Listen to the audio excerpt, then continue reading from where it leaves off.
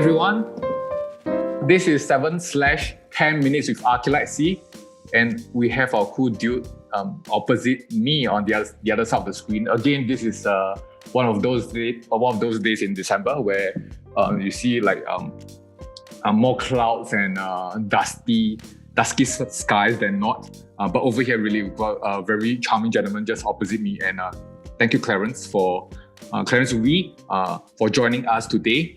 Clarence Wee, just to give you give all of us folks a very short introduction, but brief and succinct at the same time. Clarence is the founder of Craft Varies, as you can see from the beautiful plug behind.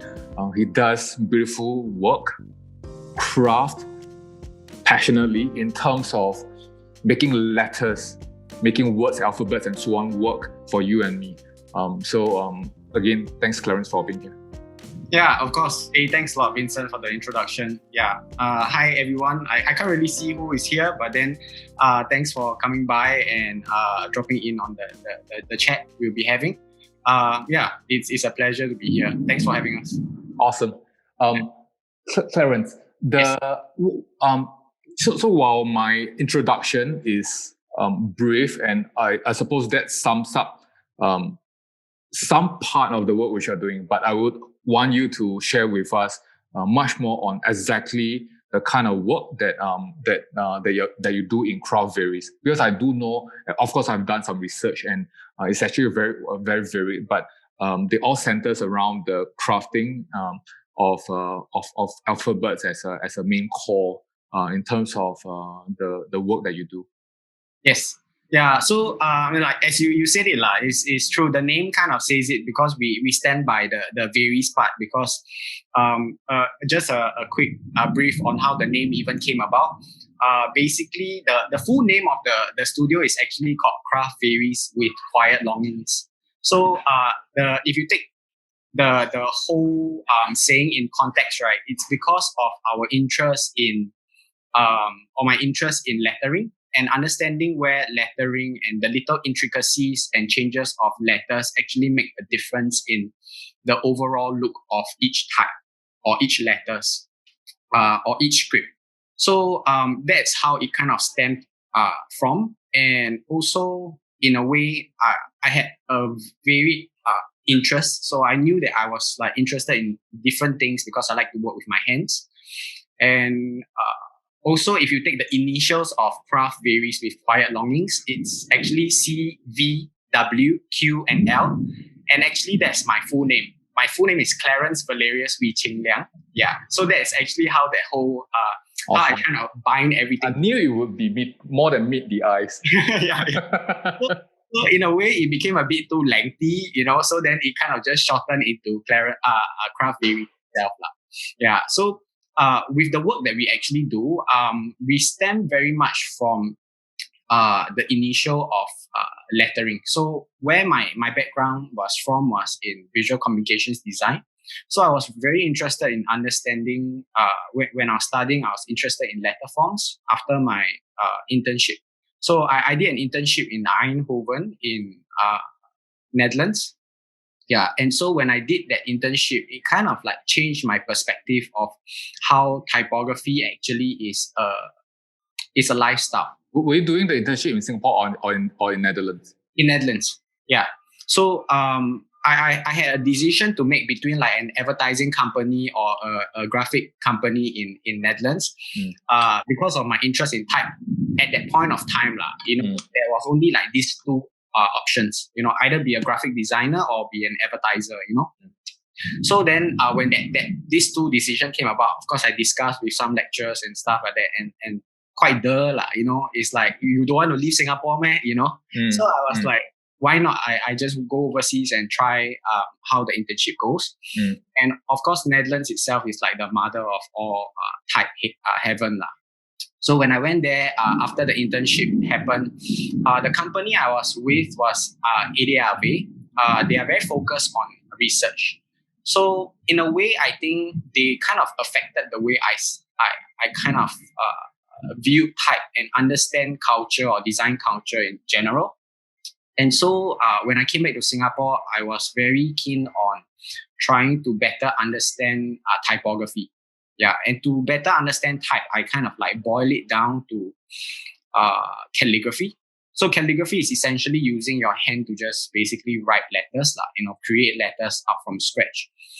So then that kind of just snowballed into a career for me. That snowballed into craft varies.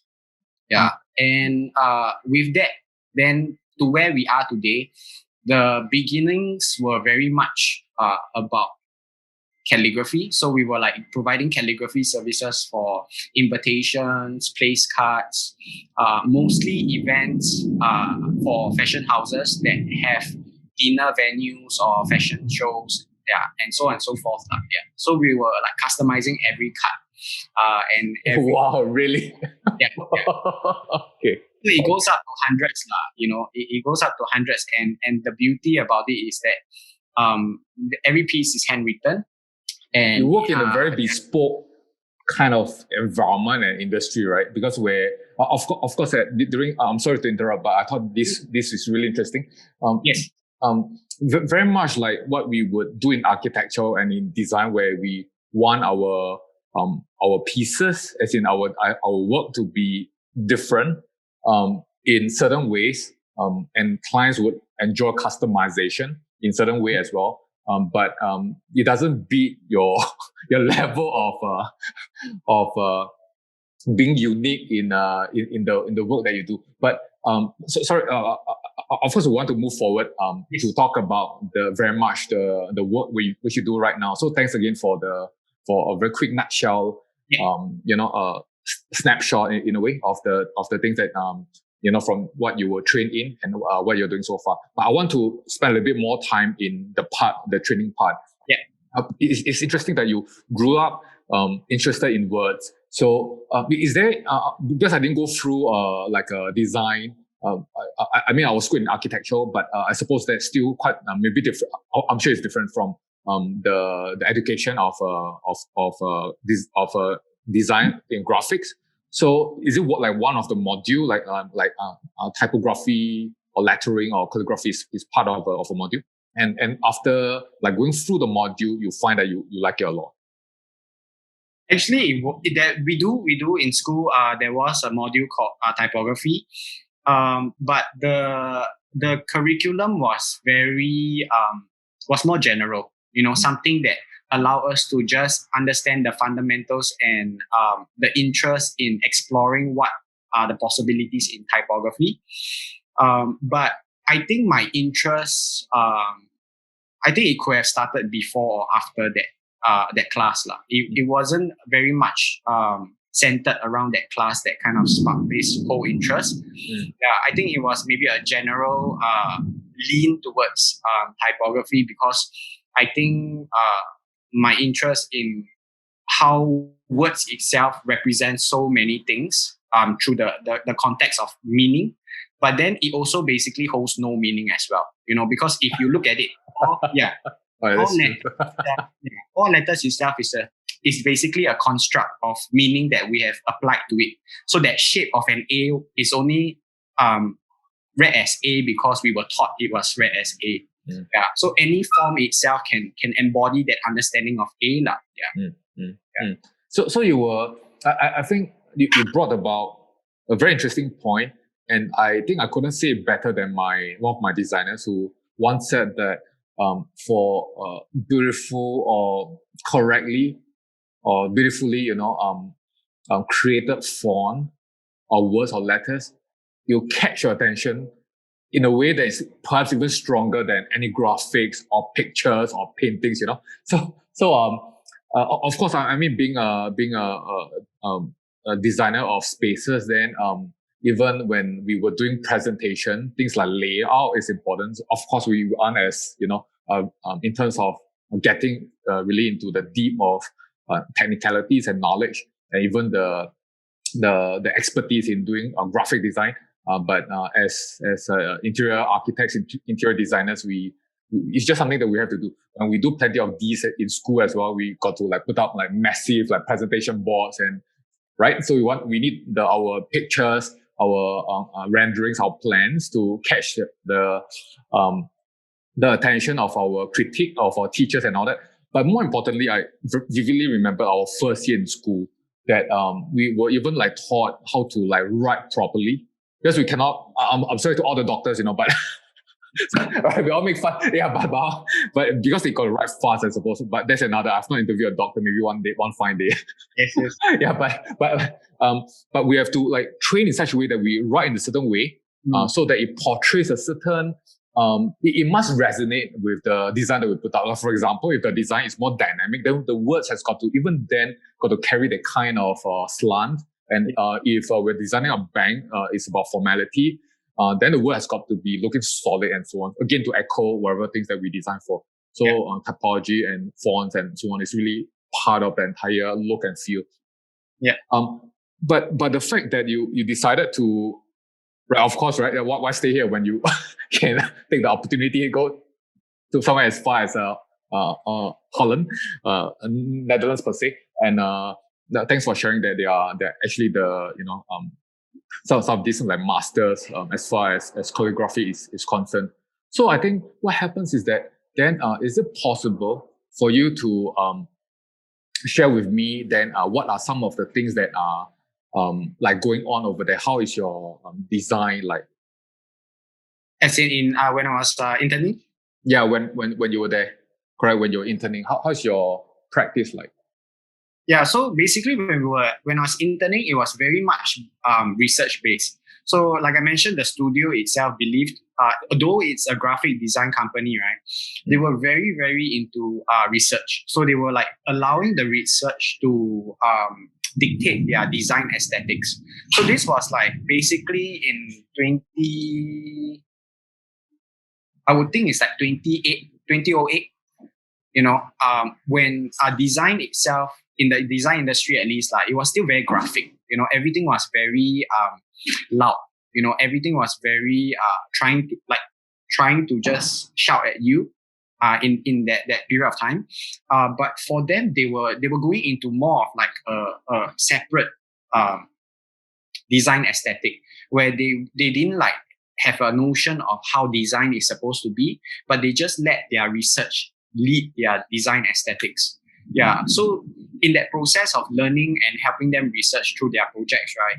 I think what I took away the most was the concept of research. I think the beauty about it was that there was no aesthetic that I knew I had to hold on to, and it basically opens the door to sky's the limit, because if you hold on to aesthetic itself, right, you will always stay in a period of time. But if you understand the concept of research, right, at least for me, right, the understanding of research allowed the door to open to limitless aesthetics. Got it. Yeah. Of course, in calligraphy and in type fonts and all that, I suppose the manifestation of what you were talking about would be different. But I totally understand the mechanism behind this. It's very much like when clients ask us designers from ARKHILITE why we need more time than say other designers when we come up with certain things. We say we do research first, because like for example, if not, then we'd be falling back on stereotypical elements. Like for example, if we talk about let's design something, let's say as simple as Japanese, then people will talk, okay, tatami mat, there must be the shoji screen, some other like maybe some pots and pans and so and so forth. But of course, these are the things that is inherited from people to people, and everyone. If you ask the Japanese, of course, they will vary a lot among themselves. And then us as just looking at them from afar, we have our own stereotypical interpretation. Yes. And then wherever that we design will not be. It's not even about being authentic, but it will not be fun at all. Yeah. Right. Yeah. Because we're already taking the surface layer and just applying. As if that is something that's real, and then we are doing another design based on something which is, as a matter of fact, just like a simple on the surface assumption. Yeah, and I think to a certain extent, like requiring what the client's purpose and their love for which kind of aesthetic would help, in a way where, if you have a client that says, okay, I like Japanese aesthetics, right? But if they're just going to give you a generic aesthetic, right, then you basically have to create a generic piece, but then if you are going to look at it in a way where you are going to ask the clients more of why they actually like the Japanese aesthetic, maybe they say, okay, I like it because it's clean. Some might say I like it because it's clean, but some people might say I like it because it's traditional. So even that two words, right, clean and traditional, right, the aesthetic itself when you execute, right, will be totally different as well. Totally But agree. they both still carry a Japanese trait to it. Absolutely. So that goes into the importance of asking more, of probing, asking questions, and of course, the more we ask, the more we understand, and the more we can really go deep by doing research into, and therefore, I suppose one of the beautiful things about doing research is that we want to discover something that we do not already know. Yes. Right. Yes. Yeah. That's a beautiful part of that. So that has served you well. So from then, when you come back, I think there must be. I'm assuming. Did anyone like force you to start like craft varies? I mean, what happens then? Because you could have. Is it by necessity? That you were sending out resumes, and like your potential employers are asking you like questions which you may not want to answer, and then okay, then why not? I just start my own. What's your story on that? Actually, for me, I was fortunate enough that I wasn't pressured into doing to start the studio or to do anything in particular lah. So I had that freedom to kind of explore what I really wanted to. I guess when I came out of army that time, it was like doing odd jobs, and then thinking to myself, okay, if I'm passionate about this, why not just start it for the sake of it? So basically, Craft Very started because it was just fun. I didn't think it was going to be like a job. I definitely didn't know that a calligrapher was a possible career path for myself. Needless to say, like in Singapore, like how we start the conversation, there's so much. There's basically more chances of me not going anywhere than becoming a calligrapher full time. So so when I started, it was more of like, okay, I'm just going to do things that I enjoy. And so that's why the name came about as well, and it was all about trying different things. That's why it's all varied. And I think I still carry or embody that now, where I try to, although I try to refine the work, but the idea and the curiosity of trying to work through different mediums and try different techniques all come into play as well. Yeah. Clarence, there's something at this point in time which I think is really important. I might be, in the situation of, it's more like I'm in a well, like looking up, but I'm really like, this is really how I feel about calligraphy, because most of us, or at least for myself, I cannot say, I cannot like represent the industry, the design industry, or the interior or architecture industry. But the computer remains something that's integral. Well, of course, I mean, during my time, we still have a little bit of like drafting, but even within the 6 years of schooling, in my field, quickly we gravitated towards like computer, and then from then it's about selecting Photoshop has got some fonts, AutoCAD ugly fonts, so we always not use those fonts in AutoCAD, but we draw everything inside there, then we export it to Photoshop, put in or Illustrator, and but the fonts are there. So of course, then there are other things which are like fonts that you can somehow buy or import from the internet. Now, then the human part to it is really interesting. When in the world, I'm sure there is this industry. Would you like to share a little bit more with me about at large? Later on we'll come back to you, but at large, can you just in a nutshell, what is this industry of handcrafted calligraphy? In the world. I guess in the world in general, I would think that the more prestigious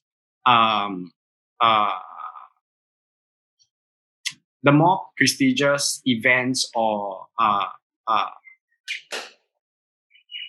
do I say, or heritage would still hold on to the calligraphy aspect. So things like the Queen, in US, the White House, all these are still calligraphers still exist there just for the focus of doing calligraphy services, whether it's invitations, place cards, they are all still handwritten. Yeah. So if you are looking at it in that context, right, those are the traditions of time that still stay, Yeah. I think Very much like a mechanical watch, right? yes, yeah, to a certain extent, To a certain extent. or almost like a grandfather clock, where you know that it represents something of time, and it represents not just time itself, but of time. You know what I mean? Yeah. So there is that beauty in that, Of course, like you were mentioning, with technology and computer, it still all can be done. But I think it's about that tradition and nuance in it. I don't want to look at it like, for me, I think my context is I don't want to. I think the beauty is that I'm in the old and I'm in the new. So I want to still entertain the presence of technology, but I also know that I still want to hold on to the traditions of the past, and be able to still in a way find balance between the old and the new. I don't want to be an extremist when I feel like where I end up being only in one side of the camp, and I'll lose the other side of me. I feel that in life in general is very much about balance, and I think finding a good balance between the old and the new allows us to then be able to present something not just to the past but to the future as well. Do you think that royalties and some of those most prestigious, of course, I mean the word is very wide. People might not agree with our interpretation of what prestigious brands are, but those like some of these categories of industry or of products or something along that line, requiring the services of hand. Hold on. Before I even get to that, does calligraphy mean that it must be handwritten? Yeah, actually, calligraphy, the broken down word is called calligraphy, which is actually Greek for beautiful writing. Got it. So anything that's crafted on the computer is not considered as a writing.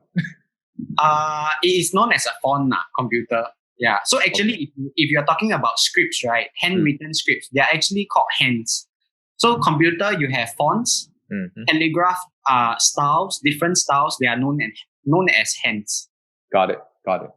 Okay. Yeah. So then to bring to just now the question which I left off with. So that really bridges to one of the things and some of the things which you were talking about, like currently your work, of course, is being very vivid.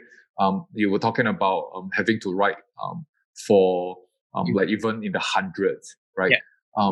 How do you think that as far as Singapore, I was about to ask about clients in Singapore, as in local clients, but most of our clients actually not from Singapore.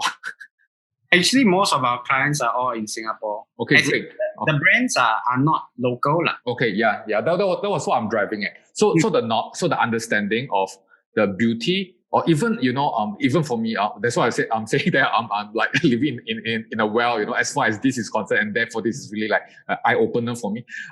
That there's this possibility, opportunity to really get like someone like you, expert in beautiful and this passion in writing and crafting like beautiful letterings to create the information, and then to be able to create the kind of paragraphs as well as like graphics and so on that goes into the invitation or events and so on and so forth.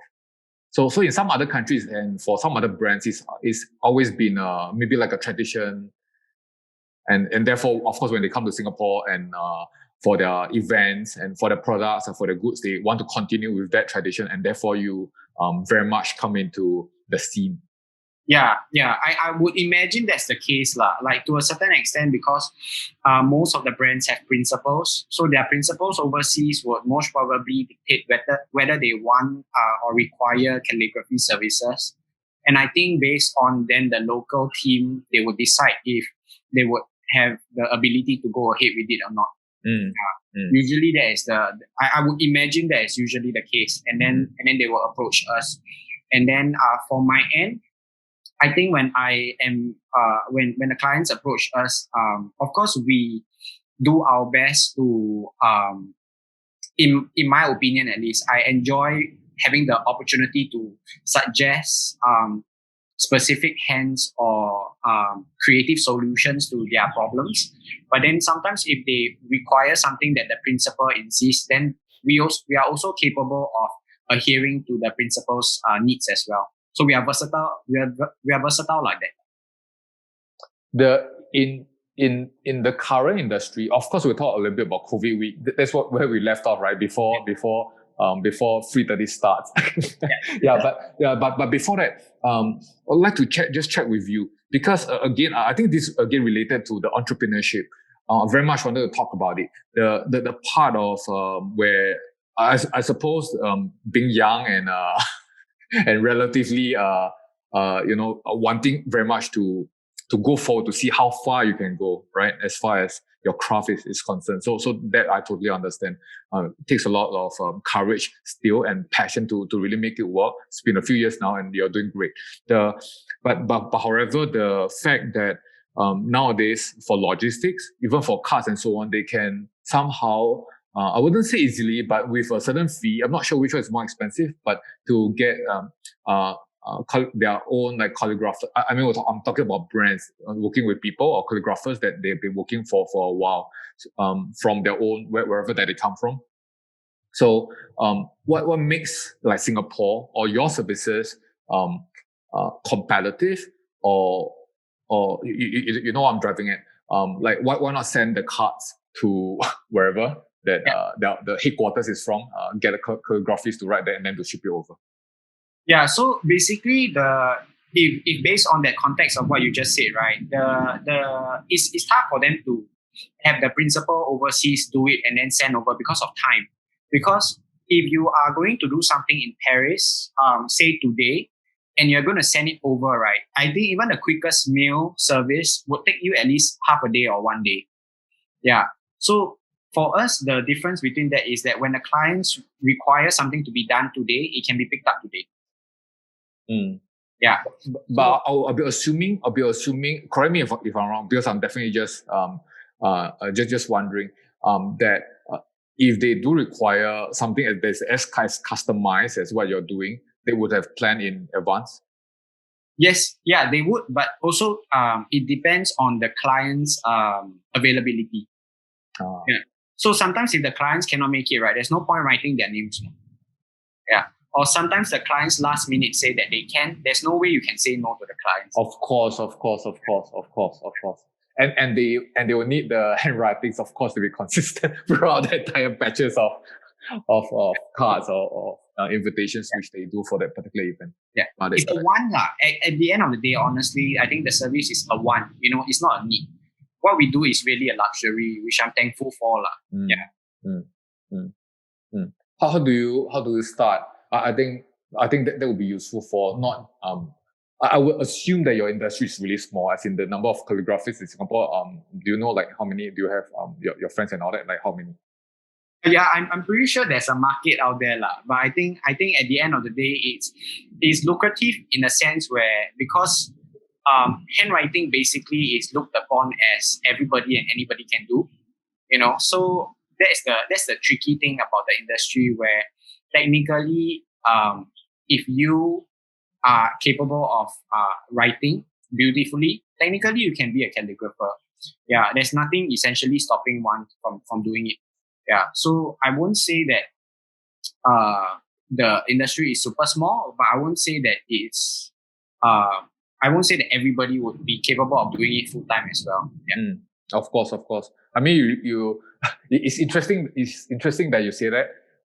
Like for example, even for my family, my mom's side, my dad's side, my dad is the person to go to for writing words in Mandarin. So whenever we want to like for greeting cards and all that, he'd be the person. So for all these years, for decades, but of course we have like tons of relatives, but still he's the person. So what you're saying, I mean, you're being too humble. It's not easy. It's not easy to write beautifully. And then let alone that being to be professional in the thing which you do. Taking that along, how do you think of course we're in the midst of COVID, then hope that we are more like tailing it the current situation. Than not. But how do you see that like affect the entire industry, or at least your sphere in Singapore? I think for us, the thing at least that I feel is most affected is definitely events lah. Yeah, like on-site events, having a one-to-one engagement with clients. That was something that we most probably did more freely before COVID happened. And of course now with COVID happening, the likelihood of having face-to-face events are not as bountiful. Yeah. So in a way, that is definitely something that has hit us.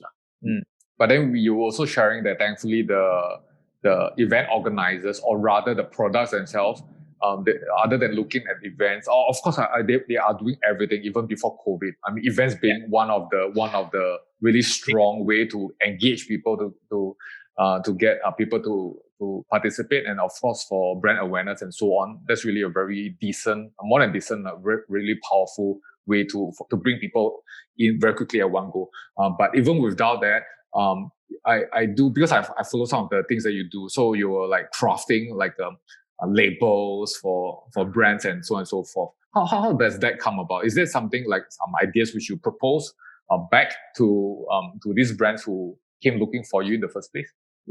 Yeah, like I think with brands in particular, we try to propose what we can, and we try to come up with creative solutions for them. But like I mentioned, the one of the biggest drawbacks is that they always have principles to explain or to answer to. So as the local team, they will need to always go back to the principal to double check if it's allowed. Yeah. And for us, I think on my part is what I can do is finding that middle ground, trying to make sure that there is still that opportunity of creativity, but also that opportunity of meeting the requirements that they have. Yeah. And also, of course, at the end of the day, doing something beautiful. Yeah. At your backdrop, I'm looking at, of course, the name of your studio. At the same time, I'm also looking at some of the Chinese characters. Yeah. Are you? Does that mean something? Are you going to, or is that part of your current portfolio as well? We do provide Chinese calligraphy in our repertoire as well. But we don't promote in general. Like even for our studios, we don't do much marketing or promoting. Maybe a bit of Facebook posts. But then other than that, we try not to do so much because, or at least in my stand is we believe in word of mouth. So I think I rather focus on just good work. Yeah, and then hopefully letting the work speak for itself. There are pros and cons for it, don't get me wrong, I'm not getting it wrong. As a matter of fact, I think this will be a really interesting question that a lot of people will be really wanting to know. At least I want to know. How do you get your first client? Because that really goes back some years back, and then it kind of sums up some of the things that we are talking about. How do you get your first client? I think, okay, so for first client wise, right, I can't really remember like the first okay. But I would say 2 or 3 come at one time. But I would definitely give a shout out to a dear friend. He's Michael. He's an illustrator, mind flyer. So when I initially started doing calligraphy, or my pursuit in studying art craft varies and just doing things that I'm interested in, right? He kind of saw potential in it. And because he is in the he's like basically the godfather in illustration, right? So, in a way, the people that were interested in having things handwritten, they kind of drifted towards an illustrator kind of sphere. Yeah. So in that essence, right, when he found like there were potential clients and all, then he would refer them to me. Yeah. That was the initial start of it. So the more I did, so that's where the snowballing happened, where I basically just did, I just continuously worked on the calligraphy and tried to improve on it. And then at the same time, either clients start to see the work that we do, or Michael would introduce some of them to us. Yeah. Interesting. Yeah. Are you thinking of that'll be of course I think we can go on like almost like forever, because you are such a warm, kind person, able to share really a lot of things, and especially for your industry, which is, I think, to even of course for me, I was like talking about it for many times already, but I think for a lot of people in Singapore, definitely in this part of the region, that how do you see that your studio or your work growing in the future? What's your do you have plans, or do you think that you go like organic, like you just do your best and then wherever comes along, or do you have got some plans in mind moving forward? Okay, so so basically like 5-year plan. Okay. Fair enough.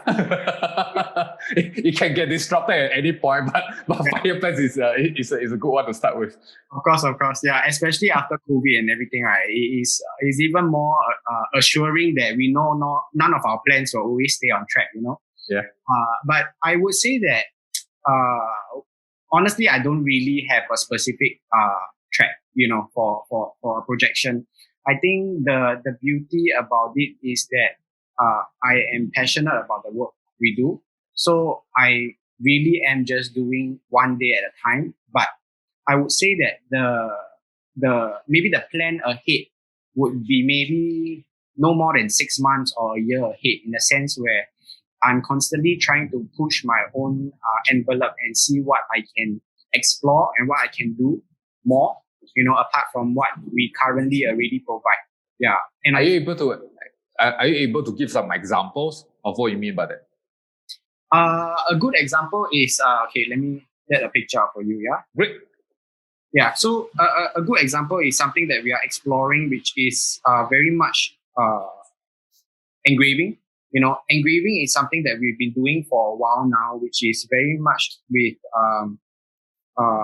taking glass out from the bottle. So we are working with a lot of like champagne or wine bottles, right, where we actually take the glass out from the bottle itself. One of the common misunderstanding is that, like, this is a very good example. Yeah, this one I saw is beautiful. My God. Yeah, so one of the biggest misunderstanding is that which I've gotten from clients, from brands and like independent clients, right, is that their assumption is written on the bottle, just like a paper. So you basically take a pen and you write on the bottle and it's done. Yeah, but actually it's actually more tedious than that. It's actually a process of writing on the bottle, then actually engraving into it, where you actually start to take out glass from the bottle itself. And when you take the glass out the bottle itself, right, it is like this kind of a nude surface where you can actually see the glass being scratched. Wow. Yeah, and so then after that is the application of like go over it. So this is like the whole process of it. Wow. Yeah. Got it. Yeah. And so this is beautiful. So you're working with different materials already. Yes, yeah. So basically you are basically engraving into the glass and like trying to make sure that it balances in a whole. So it's very much also applying the understanding of aesthetics in lettering and calligraphy itself. Yeah. And from there, it kind of just, that's where the direction we are leaning towards. Yeah. Of course. That really opens up a huge variety of work that you can, and of materials that you can work on. I mean, the next could be like metal, could be Yes. like on wood, using different ways. But Actually, of course, the products matter, but it's really quite limitless. Yeah, actually, we do work on other materials as well, like metal and wood as well. So, like for metal, we do the engraving as well, and for the wood, we actually do soldering. So, soldering is a process of burning into the wood. Yeah. So, when you want to, say for example, write into the wood, you have to just burn the script into the wood. Yeah. And so, this is all another process lah. And we also do paint on leather itself. So whether it's like a monogramming, like a specific letter or a script, which is fully written, we have that. We are capable of doing that as well. Wow. The more intricate, not to say people are not, but some of these materials, they are. Of course, there could be like multiple pieces, but once you like not do it properly, then you got to start afresh. Every time you make when you do make a mistake. But do you make a mistake? Like that's the scariest thing. Is like making a mistake means the whole work. Absolutely right. So you wouldn't know it's a success or not until you finish up with your dot or with a stroke. Yes, definitely. That's the beautiful part. Yeah, it's something that you really want to put enough time and focus into it, right? So you know that you are not going to make a mistake. Do you do like meditation? I yes. promise there'll be the life. You do? Yeah. Okay. Actually, I'm a yoga teacher. So. Okay. I thought so. That's why I asked. That's why you ain't free at 5:30. Just kidding. The beauty is that the interesting thing maybe for another time is that actually calligraphy influenced my choice to be a teacher. Yeah. So that's the beauty about it. It's a lot of flow state and understanding flow state. So for me, it's like how I initially started out, where I'm talking about how calligraphy was based on the interest of my in letter forms. The beauty was when I started going into calligraphy, right? It led me into a very a state where I had to understand the mind to muscle connection. Because if we are going to churn out constantly 100 pieces, right? Your mind and body needs to be of a certain state, right? To allow you to execute the volume. Not only that, right? As I did the process, it really allowed me to hone and understand the body and understand the mind better. Yeah. Thanks for already creating the direction and the indication that we'll be in for the second round. Not really, because I really feel that this is so important. I think, of course, for the second time, we very much want to talk about what is it that you do for yoga, and I think really as much as we focus like 80-90% on yoga, but to bridge back again to calligraphy and what goes in between. Very curious about the term which you use, about the flow, the state of the mind, and so on. This will be really be interesting. So thank you, folks. Thanks for staying with us. I think this is more than what I can hope for to hear from Clarence. So Clarence, where is it that folks can find you if they need your services, or if they simply just want to connect with you? Yeah, you can find us at Craft Varies, CraftVaries. Yeah, on social media, Instagram, on Facebook, you can find us there. Thank you, Clarence. Thank you, folks. So I'll see you folks soon. But Clarence, you hang around for a while. Let me just let our fans, close. Please give me a second. All right. Okay. So thank you. Awesome. Nice. Thanks, man.